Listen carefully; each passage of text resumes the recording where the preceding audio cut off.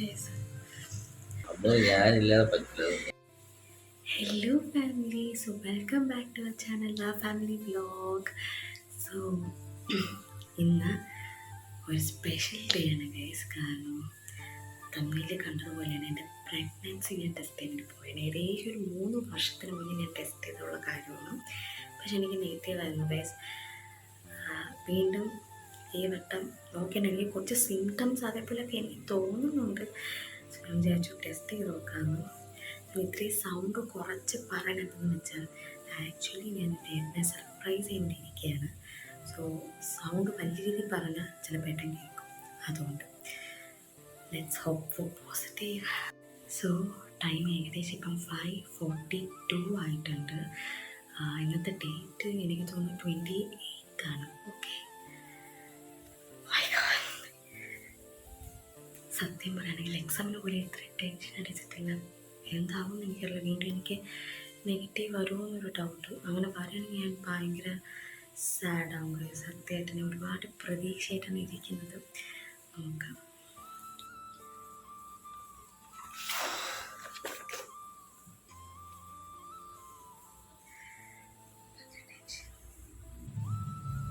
Two drops വരണമെങ്കിൽ positive, 100% negative.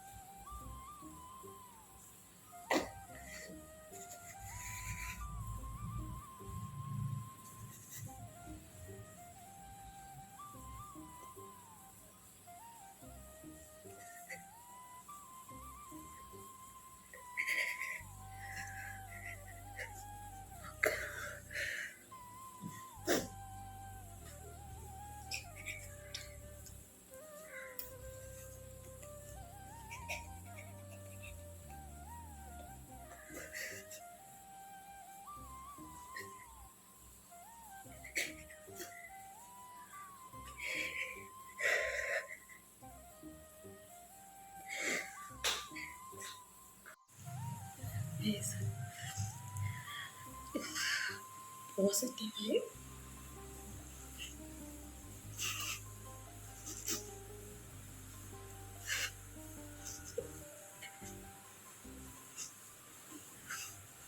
നമുക്കിനി എണ്ണ കാണിച്ചു കൊടുക്കാം. ഏറ്റവും നല്ല ഉറക്കത്തിൽ നമുക്കൊന്ന് നോക്കാം.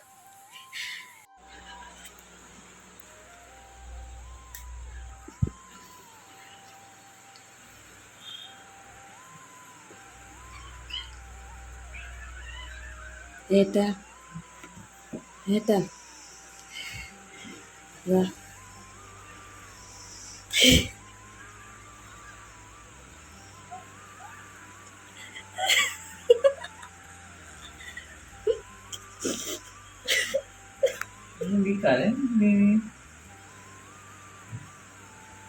പോസിറ്റീവ് അല്ലേ? എനിക്ക് കരയുന്നില്ലേ? കേൾപ്പിക്കും. അങ്ങനെ ഞാനും അച്ഛനായി. മുതുക്കനച്ഛൻ. പക്ഷെ എന്നാലും 29 വയസ്സായുള്ളൂ. 29 അച്ഛനായി. ഞാൻ കുഴപ്പമില്ല, വലിയ പ്രായമൊന്നുമില്ല. എടി നിനക്ക് 31 വയസ്സായി. 31 വയസ്സിലാണ് ഇവ അച്ഛനാവുന്നത്. 29 3 വർഷമായിട്ട് ഇവന് എപ്പോഴും 29 പോളാണ്. പക്ഷെ ഞാൻ വിചാരിച്ചതെന്ന് അറിയാമോ, ഈ കരയെന്നൊക്കെ ഞാൻ വിചാരിച്ചു. ഉറക്കത്തിൽ നിന്നിട്ട് എനിക്ക് കരയാൻ പോലും സമയം കിട്ടി. ഇന്ന് നമ്മൾ എന്ത് ചെയ്യും, രാവിലെ പോയി ഡോക്ടറിനെ കാണുമല്ലേ. ഡോക്ടറിനെ കണ്ടിട്ട് സ്കാനും കാര്യങ്ങളൊക്കെ ചെയ്യണം. പക്ഷെ ഞാൻ ഇന്ന് സത്യം പറഞ്ഞ പേടിച്ചു. എന്ത് കാരണം ചെറുതായിട്ട് ബ്ലഡ് വന്നു. ഞാൻ ഗൂഗിളൊക്കെ നോക്കിയപ്പോൾ ഇംപ്ലാന്റേഷൻ ബ്ലീഡിങ് എന്നൊക്കെയാണ് എഴുതിയിരുന്നത്. ഈ ഗൂഗിളം വെച്ചാണ് അമ്മേനെ പേടിപ്പിക്കുന്നത്. കേട്ടോ. പിന്നെ മിസ്കാരേജ് എന്നൊക്കെ ഞാൻ കണ്ടപ്പം പേടിച്ചു. മിസ്കാരേജ് അപ്പം അതിൽ മൊത്തത്തിൽ പേടിച്ചു. Chicken okay. ഇവിടെ ഞാൻ അമ്മയാണോ? ഞാൻ അച്ഛനായില്ലേ, അതിൻ്റെ അത്ര ഒന്നുമില്ല. അമ്മ തന്നെ ഈ എപ്പോഴും അമ്മയാണ്. അമ്മയുടെ അച്ഛനോടും ആളുകളോട് ഇപ്പം പറയൂല. കാരണം എന്താണ്, അവർക്ക് സർപ്രൈസ് കൊടുക്കാം. എപ്പം ഇങ്ങനെ കൊടുത്താൽ ഒരു കേക്ക് വാങ്ങിച്ചു തന്നെ. മറ്റന്നാൾ നമ്മുടെ വെഡിങ് ആനിവേഴ്സറി ആണ് ബെസ്റ്റ് ടൈം. പക്ഷെ നന്നൊരു പോകും, എനിക്ക് സംശയമാണ്. ഈ ആ ഗ്യാസ് വിട്ട് വയറാണ്. പിന്നെ മരുന്ന് ആണെങ്കിൽ മരുന്ന് കഴിക്കണ്ടേ.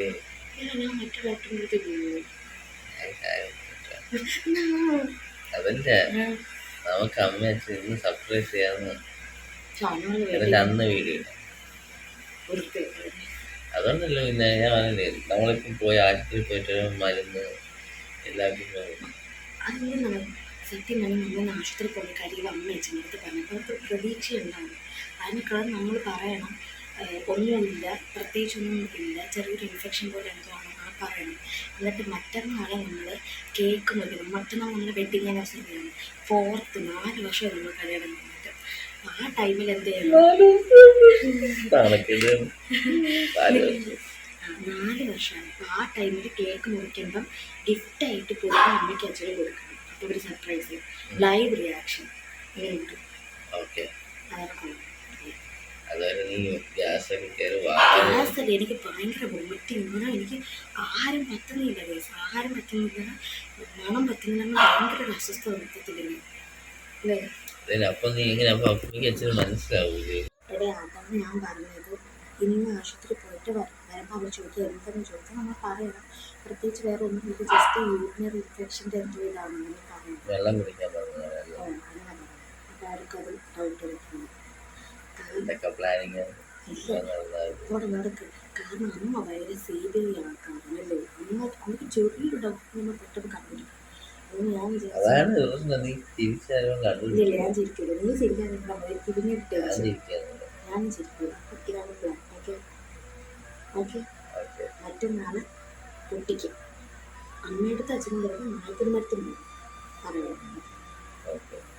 ഇനി രാവിലെ എനിക്ക് ഹോസ്പിറ്റലിൽ പോകുന്ന കേട്ടു. ഓക്കെ, നീ ഹാപ്പിയാണോ? ഞാൻ ഭയങ്കര ഹാപ്പി. സത്യം പറഞ്ഞാൽ ഞാൻ പ്രതീക്ഷിച്ചത് പിന്നെ ഇതൊക്കെ കാണിക്കുന്ന വോമിറ്റിംഗ് പോലെയൊക്കെ വരണം ഞാൻ തെണ്ടിയാണ്. എന്തെന്നറിയുമോ, ഇവ ഇന്നലെ എൻ്റെ അടുത്ത് പറഞ്ഞുകൊണ്ടിരുന്നതാണ്. ആദ്യം ഞാൻ ഒരുപാടൊന്നും പ്രതീക്ഷിച്ചില്ല, ചിലപ്പോൾ നമുക്ക് മനസ്സസ് ആയിരിക്കും, വേറെ എന്തെങ്കിലും ആയിരിക്കും. ഇവ ഭയങ്കര നെഗറ്റീവായിരുന്നു.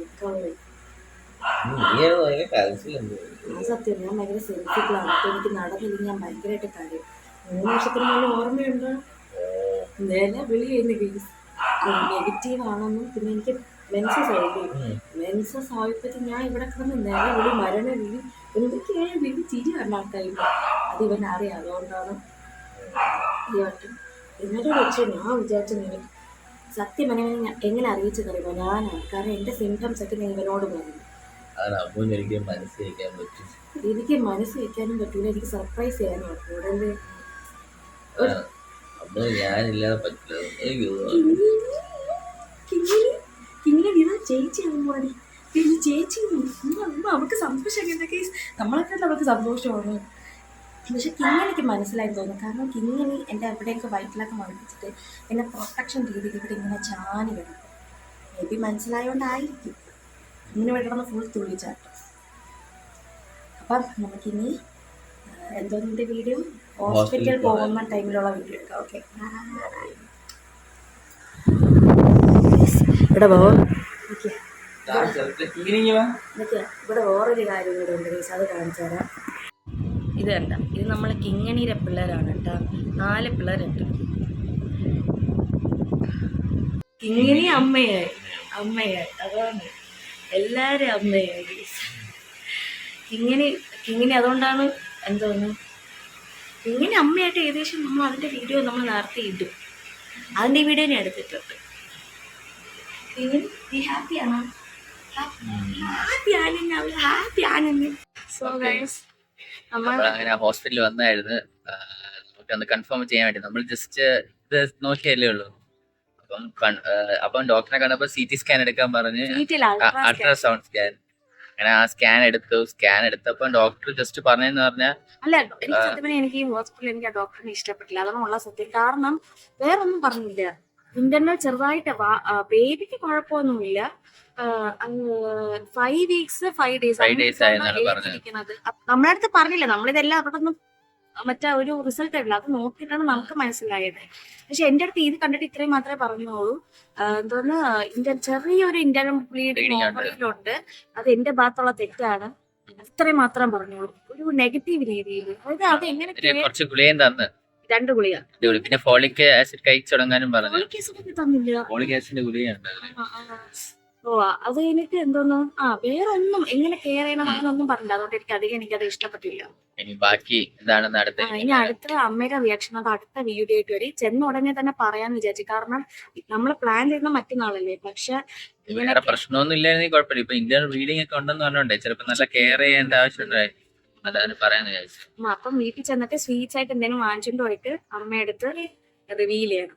അതാണ് നെക്സ്റ്റ് വീഡിയോ. അപ്പൊ ഈ വീഡിയോ ഇതോടെ അവസാനിക്കണേ ഗൈസ്. സോ നിങ്ങൾ എല്ലാവരും പ്രാർത്ഥിക്കണം കേട്ടോ. എനിക്ക് കുഴപ്പമില്ല, എന്റെ വാവയ്ക്കൊന്നും സംഭവിക്കും. നമുക്ക് രണ്ടുപേർക്കും ഒന്നും വരാതിരിക്കട്ടെ, എല്ലാവരും പ്രാർത്ഥിക്കും. സോ അതേ ഉള്ളൂ ഇന്നത്തെ. പിന്നെ ഒരു കാര്യമുണ്ട്, ആ ഡോക്ടർ ഞാൻ പറഞ്ഞ ഒന്നും കേൾക്കണമില്ല, അതും കൂടെ ഉണ്ട് കേട്ടോ. അപ്പം ഇന്നത്തെ ഈ വീഡിയോ ഇഷ്ടപ്പെട്ടിട്ടുണ്ടെങ്കിൽ ലൈക്ക് ചെയ്യുക, സബ്സ്ക്രൈബ് ചെയ്യുക.